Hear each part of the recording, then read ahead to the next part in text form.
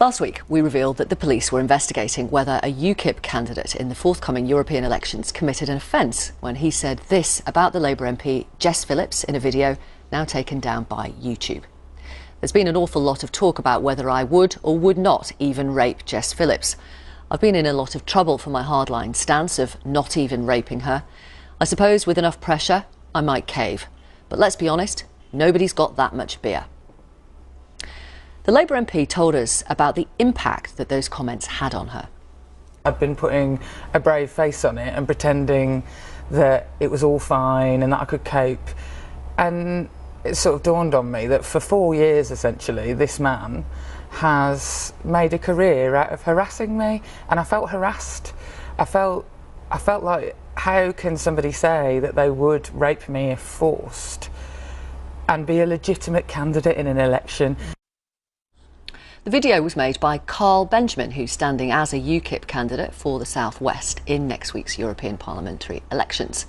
We asked him onto our programme to respond to the interview Jess Phillips gave us. Ahead of those elections, you might remember earlier this week, we invited all the parties fielding candidates: Conservatives, UKIP, Labour, the Lib Dems, the Brexit Party, SNP, Plaid Cymru, Change UK and the Green Party onto the show to discuss their policies, which they did. This interview with Mr Benjamin is not about UKIP policies. Thank you very much for talking to us. We invited you on after we interviewed, as you know, the Labour MP Jess Phillips last week. I want to ask you, why did you decide to choose rape when talking about Jess Phillips? I'm interested in why you're deliberately misrepresenting what's happened. Have you seen the video in question? Of course, yes. Right, and how would you describe that video? Why did you decide to choose rape? It's very important because you've been lying about me and I've been attacked in the street because of your lies. So this is genuinely important. I've never lied about you, and you're here today. A lie by omission is still a lie, and in your last segment about me with Jess Phillips, you did not mention that this was a comedy video. Talk us through that thought process. Why rape? It's a joke at your expense. You could have chosen any number of things. I did. And if you could describe the video, it was a 4-minute blooper reel video of comedy. A feminist approach, but you chose rape, and I'm really interested to find out why. It's honestly part of a long meta joke about the way that the media is bullying Jess Phillips with jokes I made that she never saw. Why rape, though? I've just explained it to you. It's a joke about you. It's not a joke about her. Why did you choose that subject with all the violence and intimidation? That's the subject that Jess Phillips brings and degradation up. that involves. Jess Phillips brings this up all the time. I mean, do you know the context of the original tweet that, again, she didn't see you guys put in her face? Do you know that? Of course. What kind of an individual makes light of sexual violence and attaches a woman's name to it? Again, someone who's telling a joke, but this is the point I'm trying to make. You are misrepresenting what has happened.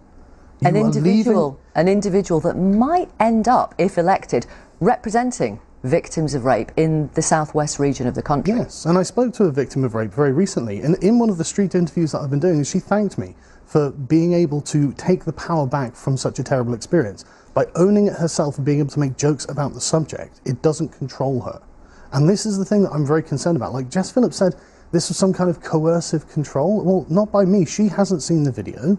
She didn't even see the original tweet. Jess Phillips says it's harassment. Yeah, but by journalists. Told us you are harassing her. By journalists. She feels harassed by what you have said. She didn't see anything that I said. It's journalists like you who put that in front of her face. You're the ones coercively controlling her by making sure she can't get away from it. I've never sent any of that to Jess Phillips. You had to find it. This is tabloid journalism that you have found and put in her face to outrage her. YouTube have taken down your video. West Midlands Police are investigating to see if an offence has taken place. Could I ask you a really personal question? Sure. Have you been raped? I've been sexually assaulted. Is that the first time you've... Do you usually ask people if they've been raped? Do you find that an appropriate question? I appreciate it's a sensitive question and a really personal question. But this is the thing, you assumed that I hadn't. You assumed that I had no understanding I had no idea. I don't think you'd ask a woman if she'd been raped. I have, several times. Really, in this context. And the reason I'm asking that question, obviously, is to see if you understand the impact that your rape discourse has on those who've been victims of sexual violence. Do you realise the impact that this rape discourse has on those who've been the victims of sexual violence? I don't think you get to speak for victims. I've been talking to victims. Yeah, but you don't get to speak for them. I'm not speaking for them. I'm going to tell you what they've said to us. I've told you what victims have said to me. Let me read you what survivors have told us. These are direct quotes. There is no one narrative here. Are you interested in hearing what they've said? No, because you're not interested in hearing what they say to me. Let me read you what survivors have told us. These are direct quotes from people who either watched your video or have read your comments. Mm-hmm. Honestly, this makes my stomach churn. How does he find this acceptable? Comments like this may not seem a lot to a bloke like him, but to me, jokes about what I went through feel like a bullet. That's from a 31-year-old male survivor of sexual violence in Northampton. And from a mid-20s female survivor, she thanked me for making jokes like this. How do you respond to that? I respond to that by saying, you've been lied to. You are misrepresenting what's happening. You are misrepresenting what's happening. This man has watched your video, he's read your comments. How do you respond to what he says? And the way that you report the comments is farcical. I'll read you another one. The lack of empathy here from someone seeking public office is sickening. Rape is not funny.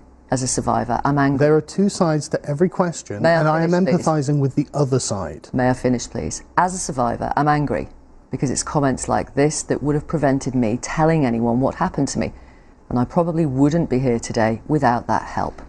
That's from a female survivor, aged 28, from London. But you don't care about the survivor that talked to me. You only care about the survivors that bolster your narrative. Those survivors who are on my side on this issue, you ignore completely. You pretend they don't exist. You said you've spoken to one person. In one town. I've spoken to other people in other towns in the Southwest tour that I'm doing. And they're all survivors of rape. Or sexual assault, yes. Rape Crisis, the charity say. Can I ask? Hang on, look, right. I know what. No. I know. This is what Rape Crisis say. But you're not getting to the core of the issue. This is very surface level interrogation. Rape Crisis say this: experiences of rape and sexual violence and abuse are much more common than most people realise. Material that normalises, trivialises, or attempts to get laughs out of sexual violence can be humiliating and upsetting for survivors. So-called rape jokes are not just insensitive, hurtful, and disrespectful. They are damaging. Yes, I'm aware of the politically correct narrative around this, but there is another narrative that I suppose we can call the non-politically correct one that I support. I think it's a lot more empowering not to be controlled by jokes. I think that owning jokes and laughing at them as a point... Why are you interrupting me? Why are you interrupting me now? Come on. I'm interested that you won't accept that survivors of rape and sexual violence find what you've done to be incredibly hurtful. And you won't accept that survivors of sexual violence find what I've done empowering. You've spoken to one person. No, I've spoken to lots of people. That's just the one example that I'm giving you right now. Why do you think you've had kippers and milkshakes thrown over you while campaigning? Because you're radicalising people by lying about me. So there is a link, you say, between language and acts of violence? There is a link between telling lies about someone in the press, and you don't seem to have any duty of care over this at all, and the things that they're trying to do, because they don't know what I stand for. So there is a link between language, between rhetoric and acts of violence? Yes, but you're not telling jokes. Are you telling jokes? It follows then that there is a link between your rape language and potential acts of violence? No, because I was telling a joke. It was very clearly contextually a joke. This is why you have to decontextualise it in order for what you're saying to make sense. You sound like a hypocrite. I don't care, it's a joke. Because who isn't a hypocrite? When you're the target, you blame the words on newspapers or the media. But when you target someone by attaching their name to your rape joke, that's okay. Yeah, but I'm not inciting people. You are inciting people. You're normalising. Every single person I've spoken to about the things that you have said about me don't understand any of it. And if I just sit there and interrogate the people who are alleging things about me, I can just sit there and explain to them the context, and they go, well, that's not very important, is it? You're normalising this kind of language. I'm normalising comedy because at this point comedy is under attack in this country. I'm being investigated for a joke. I can name other comedians who are being investigated for jokes. We have gone down a very dark path. As Orwell says, printed on the front of this building, if liberty is to mean anything at all, it must mean the right to tell people that which they don't want to hear. Do you stand by that or not? This is the BBC. Does the BBC stand by that or not? Here are some comments from your social media pages after your video. Romy Tobinson. Well, she wants some action. Oh, I'm sorry. I'm not accounting for what other people have said. I'm only going to be accountable for what I've said. I'm sorry. No, that's inappropriate. This is normalising. Would you like some of the things that people have said to me because of watching your programme? Romy Tobinson says, in response to your video, well, she wants some action. I've had a chat with a brewery and they'll find the beer. I've ordered a paper bag. I think you will need it. You will have to buckle down and think of England. I am not AN says, honest question here, mate. Would you rape Jess Phillips? Trevor I don't Seedis. believe that these are real. They are. Prove to me. Trevor Seedis. Why are you making now. up comments that other people have apparently said? Jess wants action now. Rapey action, I'll wager. You are normalising this kind of language. I'm normalising jokes, yes.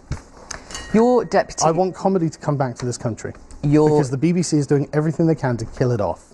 Your deputy leader, Mike Hookham, says rape destroys the lives of the men and women who suffer it. It's not something that should ever be satirised or joked about. It's certainly not in my concept of free speech. Then you've condemned every comedian in this country. This is your deputy leader, Mike Yeah, but he's Hookham. condemning every comedian I would in this like to see country those involved drop the pretence, take responsibility, which comes with free speech, and admit they were wrong. I don't think telling jokes is wrong. I don't think jokes should be criminalised.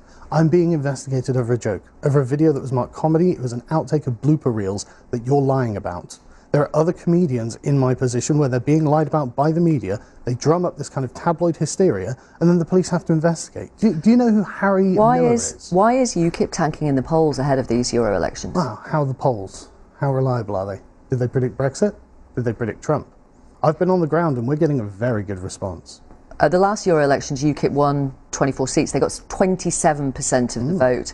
UKIP today are currently polling at about 3%. Brexit Party polling on average 30%. What would represent success for UKIP in these Euro elections? Honestly, for me, I'm not going to speak for UKIP as a whole, but for me, being able to table these issues around free speech is the most important thing. I'm a free speech activist.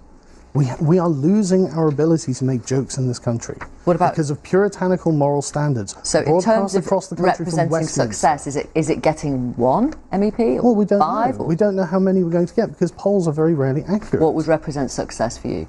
Well, I mean, obviously MEP elections, but even then, the European elections, these are being wildly overblown in importance. For example, like everyone's talking about Farage and his polling. Well, if Farage could have achieved Brexit as an MEP, he would have done this 20 years ago. This is all smoke and mirrors. The Brexit Party is not going to last. It's a big stunt. They can't put out a manifesto that's going to satisfy George Galloway and Anne Widdecombe. There is no way. A petition's been started which now has 81,000 signatures calling for a lifetime ban on standing for elected office for those who promote the language of rape or violence, like you. No, you How do you respond to that? I don't promote the language of rape and violence. I make jokes. Do you agree You're with that? the ones decontextualising this. And no, that's tyrannical. Imagine the hurt feelings of anyone dictating who can and can't stand for election. I mean, if that's the case, then Jess Phillips has got no legitimacy as being an MP because of my hurt feelings from what she did to Philip Davies. And you don't want to talk about that, though, do you? Well, you're referring to the backbench business committee where she laughed at the idea of tabling a discussion about men's issues. That's not funny. You're inaccurate. No, that's inaccurate. No, it's not. I've watched that video a number of times. Well, you've lied about a lot of things today, so I don't take your word for it. I've made lots of videos. What happened? How about I tell your audience what happened? Let me tell our audience what happened. Backbench Business Committee meeting in the House of Commons where Conservative MP Philip Davies says women have International Women's Day and in the Commons they have women and equality questions every month. He says, which they don't have for men. And he goes on to say, the opportunity for men to raise issues that are important to them are very limited. At which point you can hear Jess Phillips laughing. Yes. Philip Davies goes on, just to give you a flavour of the type of things men care about on International Men's Day. Then he pauses and he says, I'm not entirely sure why it's so humorous. And then he lists various male issues, including men's life expectancy and male suicide. Yes. And he addresses Jess Phillips laughing before listing those issues. Later she says, you'll have to excuse me for laughing, that the idea that men don't have the opportunity to ask questions in this place is frankly a laughable thing. As the only woman on this committee, it seems like every day is International Men's Day. Yeah, but that's her feminist bias. She blocked it. That's why it wasn't talked about. So her saying, well, he's a man, he can talk about it in any way he wants. Not if she's blocking it. And her demand on him, she wants 50% representation in Parliament. That's an unreasonable demand. Philip Davies doesn't get to choose that. So when do we have the debate on male suicide? It's the #1 killer of men under 45. My uncle committed suicide. When do we get to have that debate? Thank you very much for talking to us today. That's the point. We've covered it a number of times on this programme. Thank you very much for talking to us today. Thank you. Thanks for your comments. Claire says, this Carl Benjamin interview on your programme today has made me cry. He sounds just like my rapist, making people believe that it's all a joke and that women are hysterical. Carl says, how can UKIP allow an individual to stand for them after him using the word rape and claim it was a joke? It's disgusting. John says, Victoria, you're one thick woman. Imagine having a conversation with you and you can't understand context. Geraint on email, Carl Benjamin is right not to apologise for his joke. Why? Because there's no point, as he knows his apology will not be accepted and his joke will still be used against him by his political opponents, which include the supposedly impartial BBC. Royston says, I love you for confronting the creature that is Carl Benjamin. I'm a male survivor of years of violent rape. Thank you, Victoria. Peter on Facebook, I will never vote for UKIP again. Carl Benjamin talking to us in an interview recorded just before we came on air. By the way, in the interview he gave one answer in which he pointed out that several comedians have made jokes about sexual assault, which is true in some cases. We took that short bit out because we couldn't find evidence that all of the people he named have done that. If you want to get in touch to talk about that interview or the family courts, many of you still are, we will read some more before the end of the programme. Send us an email, victoria@bbc.co.uk. You can use the hashtag VictoriaLive.